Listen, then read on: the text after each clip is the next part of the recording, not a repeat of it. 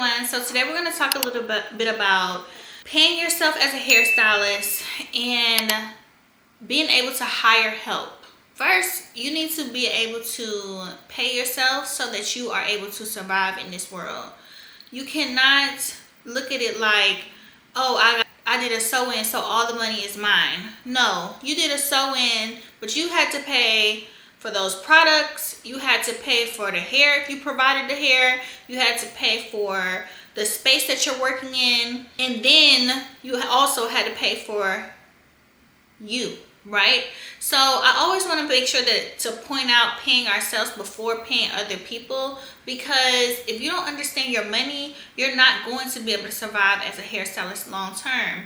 I feel like back in the day, hairstyling and being a service provider used to feel like you can do it forever. But I'm here to tell you that it's something that you need to consider right now, and that is how to pay yourself. Get down to the money, okay? For every $100, 20%, $20 go to you. That don't mean that the whole $80 is spent in one place on hair or whatever. Section off your money so that it can be paid by the clients, right? Re-up on your inventory, re-up on your products, and then also paying yourself.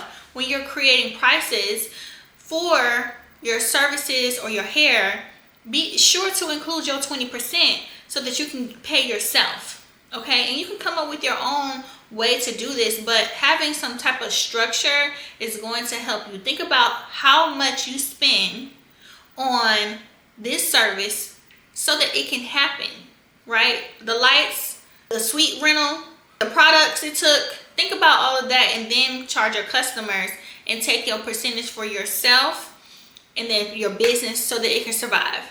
Now, once you do that, it might be a good idea to try to look into getting some type of help. A lot of hairstylists, I'm noticing, we don't get help. And that's okay. Maybe we have one shampoo assistant that she works by the amount of people that she shampoos and all those things, but that's fine. But these days we need somebody that's going to be solely online. We need someone that's picking up the phone, okay? How many times have you reached out to a hairstylist or a service provider and ain't nobody answered the phone? Ain't nobody text you back? We need someone that is able to update our website, small changes, price increases, product descriptions, making sure that your website is SEO friendly so that it's easier to search when people are looking for your type of service online in your area, right? Making sure that it's clear, the refund policy, the return policy, all those things are things you cannot do when you're literally holding a hot comb and a track in your hand and you got 12 clients for the day, right? You want to make sure that you're offering a service without you physically doing anything. This person is working for you behind the scenes. They're called virtual assistants, okay?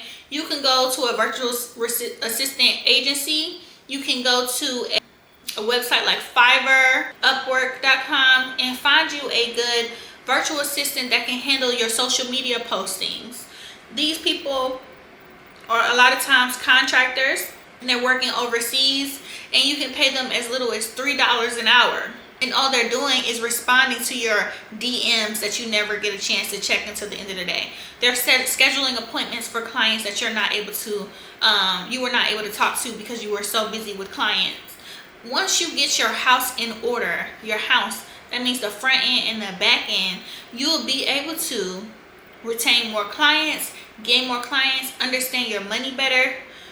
These people online, the virtual assistants, are helping me.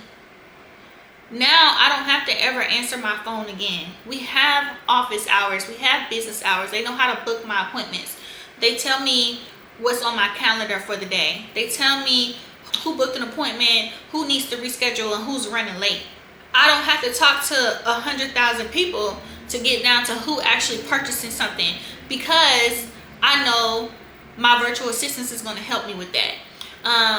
And once I understood my money better by paying myself and then being able to pay a shampoo girl to be in the salon, now I have virtual assistants and I have a little bit of money for them so that they can make sure I'm never missing a call again. If I'm on vacation, my business is still flowing, it's still going. And it's important for me because I want to retire one day. I want to feel like I completed this within a certain amount of time and I could pass it on to someone else. Now imagine trying to sell your business and they don't know how to do you, literally like be you as a person. When we don't have help, we can't delegate the tasks. So all of the business is the person. If you start having virtual assistants and people helping you, that's something that another company can buy. But guess what? They can't buy you. They can't be you. So being able to say, okay, well, someone knows how to build my website. I didn't build it myself. Someone knows how to do my accounting. You know what I'm saying? I'm not having to do my own accounting work. Someone knows how to post on my social media, what the post should look like, what the flow should look like. When you're ready to sell your business or retire, someone else can pick it up where you left off, and you can go on about your merry way and be in a yacht in Italy somewhere, right? After you retire. So I want y'all to take some time to think about that, and please let me know if this was helpful. Always pay yourself. And then once you pay yourself, go ahead and get you a virtual assistant, girl. It's gonna be worth it. Let me know if this was helpful.